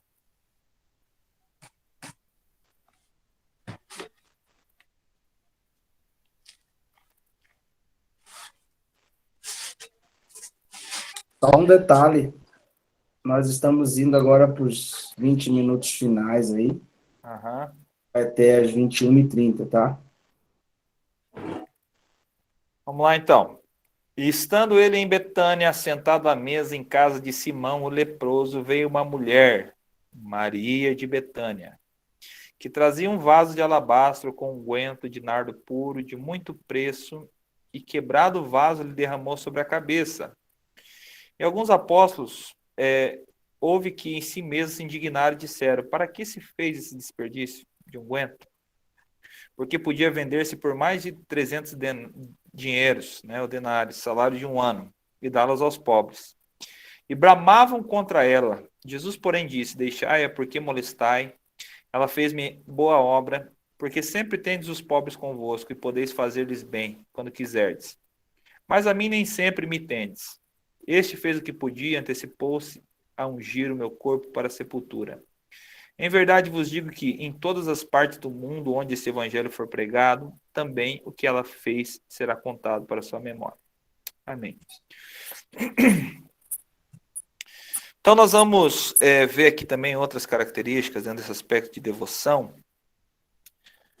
no sentido de desperdição da sua vida, tá? Você foi chamado para desperdiçar a sua vida para Jesus. Amém? Amém. Vamos lá.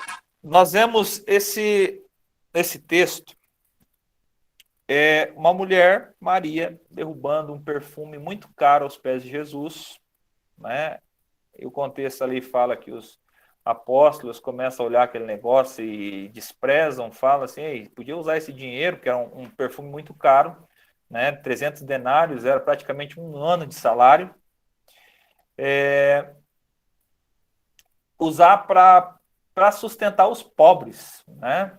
Sustentar os pobres. Então, a primeira coisa que nós vemos aqui, então, era um perfume muito caro, né? 300 denários. E Jesus disse aos seus discípulos que ele seria crucificado em 2 dias, né? Em Mateus 26, 2. E Maria, ela parece ter sido a única que o ouviu. E por ter ouvido, ela derrama o perfume sobre ele, né? Olha que interessante, Jesus havia dito há 2 dias que ele seria crucificado. O que os discípulos fizeram? Fizeram nada. Maria foi o único que ouviu Jesus e então derramou sobre ele esse perfume. E a fragrância estava sobre os 2 na cruz. Tá? Porque ela enxuga os pés de Jesus, né, com seus cabelos. E a fragrância do perfume, então, estava sobre Jesus, estava sobre ela. Nós seremos extravagantes nessa questão de devoção à medida que nós vamos ouvindo, né? E nos movendo a partir desse lugar. Ou seja, quando a Bíblia fala a respeito de ouvir, está relacionada a entender. Então, há uma necessidade, meu querido, de você entender, não apenas ouvir, né, mas entender aquilo que o Senhor ele tem para as nossas vidas. Então, no lugar de intimidade, no lugar de devoção, é o lugar onde os seus ouvidos serão abertos para isso, tá? Serão abertos. E aí no versículo 3 de João 12, vai falar, então Maria ungiu os pés de Jesus, enxugou-lhe os pés com seus cabelos e encheu a casa do cheiro de unguento. Então, o que nós vemos aqui? Maria, ela derrama o seu tesouro terreno mais precioso sobre aquele que era o seu maior tesouro. Tá? Provavelmente o perfume era a sua herança, e sendo assim, representava o que? A sua segurança financeira.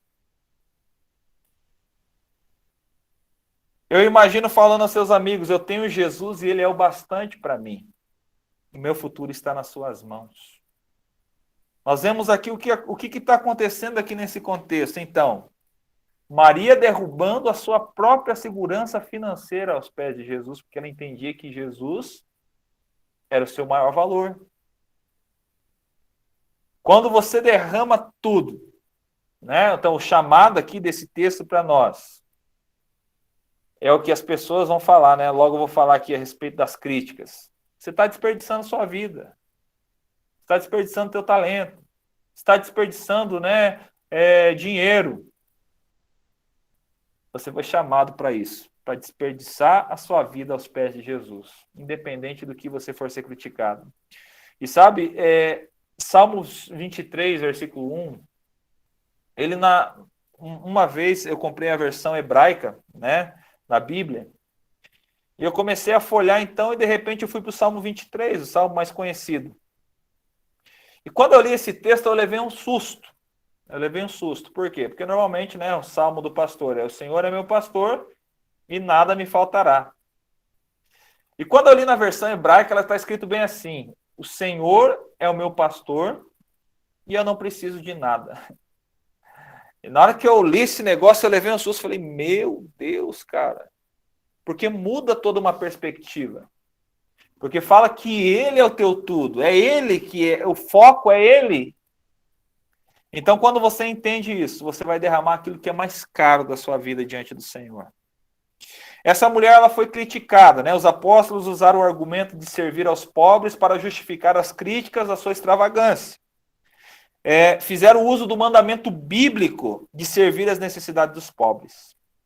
Então, algo que você precisa entender. Nós estamos falando sobre vida de devoção, para você mergulhar mais profundo. Eu quero que você termine essa escola, né, começando hoje, mas chapadinho por Jesus, assim, sabe? Ficar doidão mesmo na sua cabeça.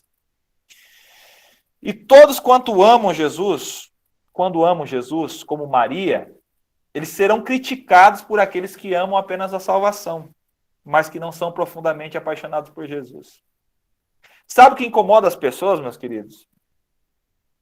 Quando você começa a buscar Jesus de uma maneira intensa, isso vai incomodar as pessoas. Quando a sua vida realmente estiver focada em você mergulhar mais profundo, como é o propósito dessa escola, muitas pessoas vão começar a falar assim, não precisa, cara, disso. Para que tudo isso? Você vai ser criticado, vão falar de você, vão te chamar de radical, vão te chamar de religioso, vão te chamar de um monte de coisa. Mas sabe, cara, deixa que te chame. Mergulha. Vai indo mais profundo. Vai fazendo aquilo que você está entendendo em Deus. Vai fazendo aquilo que você está entendendo em Deus, que o Senhor vai te recompensar. Amém? Eles falam assim, por que esse desperdício? Então, qualquer coisa acima do requerimento mínimo é visto como desperdício desnecessário. Né? O desperdiçar em Jesus de dinheiro, talento musical excepcional ou uma mente brilhante com excelentes oportunidades de carreira é considerado como sendo um desperdício desnecessário de vida e talentos. Então, aquilo que eu estava falando. Muitas pessoas vão falar que você está desperdiçando. tá? Os teus dons, os teus talentos, o teu dinheiro. Então você vai passar por isso, mas mergulha profundo. Jesus fala para deixe-a. Jesus defendeu Maria assim como fez com João Batista em Mateus 11:19. Jesus defenderá o estilo de vida de devoção extravagante a ele nesta era, ainda mais na eternidade. Tá?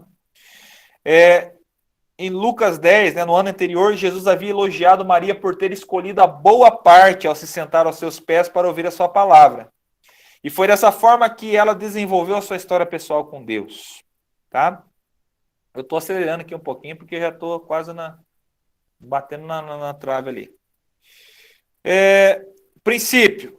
Atos inusitados de devoção são respostas do cultivar um espírito de devoção como estilo de vida. O estilo de vida dela de escolher boa parte através de ouvir a palavra a preparou bem para escolher bem em outras coisas. Então, comece a escolher bem na sua vida de devoção, para você que a partir desse lugar de devoção, as demais coisas sejam boas escolhas. Tá? Memorial. A devoção extravagante de Maria é lembrada por outros porque Deus se lembra desse ato. Aí eu te pergunto, no que você tem desperdiçado a sua vida? As pessoas que buscam viver uma vida de devoção extravagante a Jesus não se contentam com o requisito mínimo da salvação. Ao invés, elas perguntam, qual é o máximo que Deus me capacitará a dar a Ele? Ou quão distante Ele me permitirá ir em devoção a Ele? Eles se doam a Deus sem se importar com o custo. Pessoas ricas compram o que querem sem se importar com o preço. Eles não olham para os preços quando vão comprar roupas ou carros, etc. Como que você tem gastado sua vida? Tenha uma visão de vida e derramar-se aos pés de Jesus como Maria fez. Hudson Taylor disse, na vida tudo passará rapidamente, somente o que foi feito para Cristo permanecerá. Amém? E eu quero encerrar aqui dizendo uma coisa. O Senhor, Ele não quer o seu trabalho. Ele quer a sua devoção. Amém? O teu serviço, o seu trabalho vai ser fruto de uma vida de devoção. Tá? Agora, um trabalho sem devoção é ativismo. Então, cultive o prazer de estar nesse lugar. Amém? Amém. Hudson. Nós temos aí alguns minutinhos, né? O reverendo já está ali, abriu a câmera e fechou, abriu de novo. Passo para ele a palavra. Fica à vontade, pastor Rafael. Amém, meus irmãos. Boa noite. Graça e paz. Vocês estão ouvindo aqui só uma parte, não sei se é a minha internet que está fraca aqui, mas deixa eu entrar aqui para outro canal aqui. Outro meio aqui. Amados, estou muito contente de estar com vocês aqui. Tive a oportunidade agora de chegar, agora há pouco, estou de mudança. Nós estamos aqui na base missionária, né? E é o privilégio que nós estamos tendo aqui de começar esse trabalho. Começamos a abrirmos a casa hoje aqui. Estou dentro da base aqui, estou muito feliz. Estou feliz de ver meus amigos aqui. Meu novo amigo ali, o pastor Renato. Ó. E que bênção, que bênção, que bênção, que bom. Que bom, pastor Saulo aqui, Luiz, a Livinha. Essa é a Livinha, pessoal. Aqui cobra vocês, Saulo. Não. A minha filha. Amados, brigadão, pastor Ney, também por esse tempo. Pastor Ney é nosso pastor aqui da comunidade, né? E, meus irmãos, é uma jornada, né? O começo de uma jornada. Nós não podemos interpretar tudo como se fosse pelo primeiro dia, né? Vamos dizer, deixa eu... Pronto. Mas por quê? Porque nós temos uma grande jornada pela frente aí. Eu creio que tenha sido uma bênção para vocês esse tempo, esse momento. E nós vamos ter aí muita coisa que vai acontecer, muito compartilhar de Deus, também das pessoas. E assim, de antemão, a nossa dinâmica de sala também é uma dinâmica de conversa, de relacionamento, né? A partir da próxima semana a gente vai ter um tempo de bate-papo aqui, de compartilhar, porque um dos valores base é justamente essa comunicação, esse relacionamento, né? São valores que eu aprendi em base missionária, com a base que eu morei, e a gente tem comunicação direta, comunicação com as pessoas, relacionamento com o reino. A gente crê que a revelação está nessa tela aqui, com essas pessoas que estão presentes nesse lugar. Então, não é só o professor que vai poder compartilhar, mas é todos vocês que têm algo de Deus para poder compartilhar também. Tá bom? Então, assim, de antemão, eu queria só dar alguns avisos aqui, antes da gente poder finalizar, passar para o Hudson, né? Amanhã, às 6h33 da manhã, nós começamos nossa jornada de meditação. Nós vamos estar meditando todos os dias em um capítulo das Escrituras, da Palavra de Deus, pegando toda semana, praticamente, ou de 2 semanas, um livro da Bíblia. Amanhã nós vamos fazer uma introdução, um pouco, 6h33 começa, né? Todo mundo já sabe aqui, a maioria aqui já sabe dos 6h33. Amanhã a gente começa com Efésios, a gente faz uma introdução breve sobre a carta de Paulo aos Efésios, e para você entender um pouco do contexto, e vamos trabalhar todos os dias um capítulo. Depois vamos para Gálatas, Hebreus, Neemias, e entre outros livros aí que a gente vai estar trabalhando, tanto eu como o Hudson aqui. Então, vai ser um tempo preciosíssimo. Pessoal, é um pontapé inicial, se disponha, começa, coloca a mão no arado, não olha para trás, começa determinando teu coração até o final. Vai ser um tempo precioso. Aqui no grupo também do WhatsApp, a gente vai estar abrindo o grupo para conversas, vai ter as tarefas aí para gerar uma dinâmica, uma conversa. Eu sei que vai ser um tempo importante de você compartilhar. Qualquer dificuldade, você procura aí a Raiza, a Lívia, o Hudson. Se for coisa boa, você me procura. Se for problema, procura eles 3. Tá bom? Conta comigo para serviços leves, que eu estou à sua disposição. Mas qualquer dificuldade, a gente está à sua disposição, que a gente quer te servir. A gente sabe que não é só jogar um conteúdo nessa tela e ir embora e querer que você se resolva. Não, nós estamos dispostos aqui, colocando nosso coração, nossa equipe, como a Brandina está aqui, como o Thales, o Marcos, e entre outros vão estar aqui para poder estar contribuindo também. Aqui, a responsabilidade dessa escola está com o Hudson, com a Raiz e com a Livinha, mas as demais pessoas da equipe sempre estão aqui dispostas para ajudar. Tá bom? Vou passar aí para o Hudson, que Deus abençoe. E amanhã, 6h33. Por favor, se você não vier, eu vou ligar para você, então é melhor você vir, certo? 6h33, você está aqui com a gente, vamos comer a palavra. Sei que tem uns famintos aqui, vamos devorar.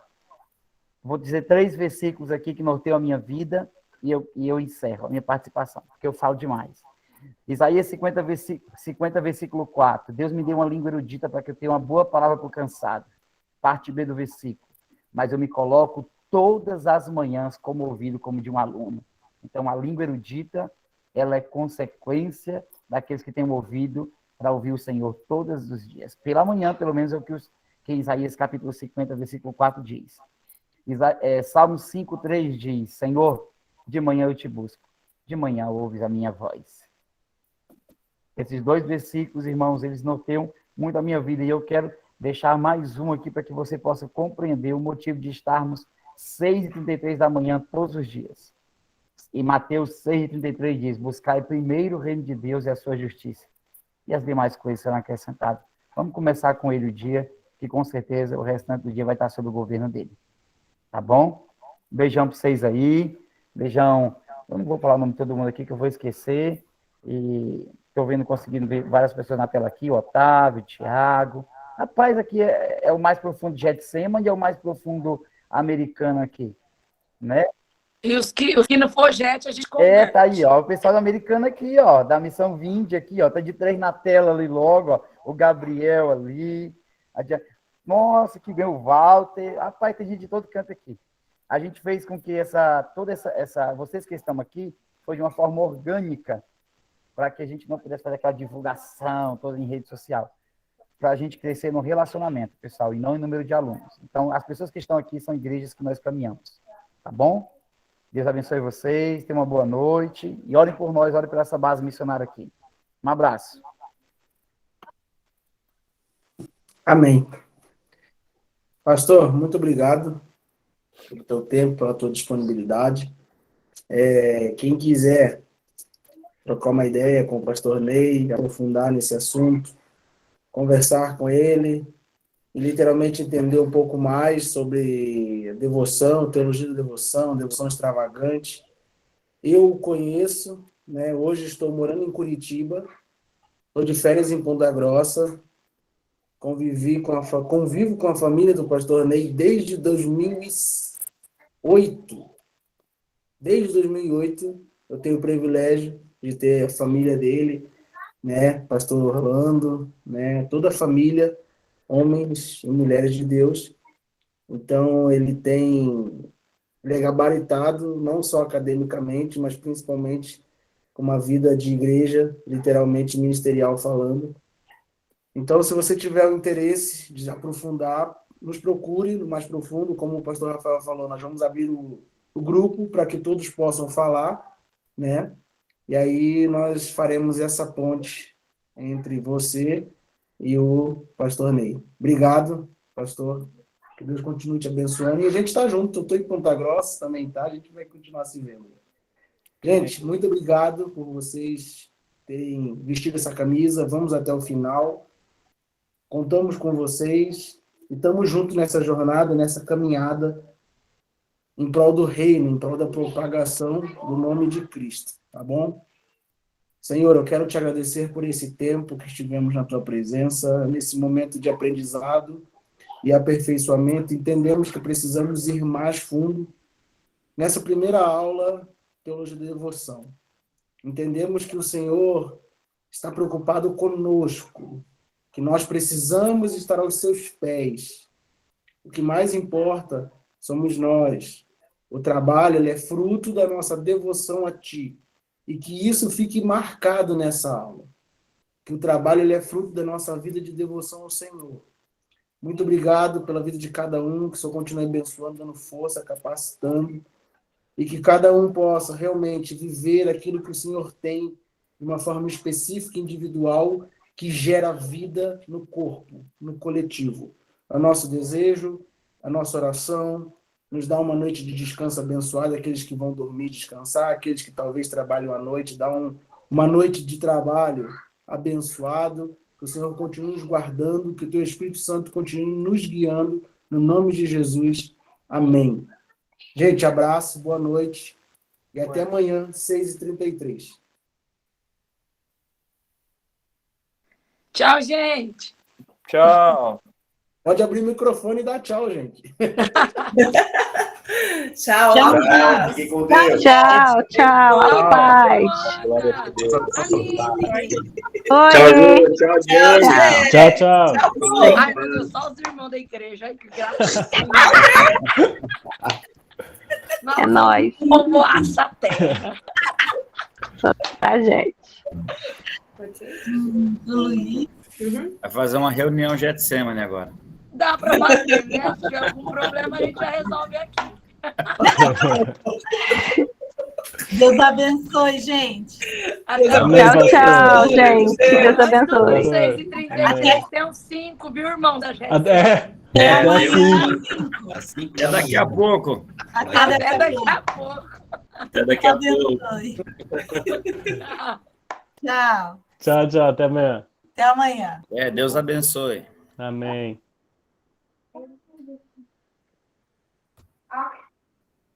Oi, Thailinha. Já fechou. Ah.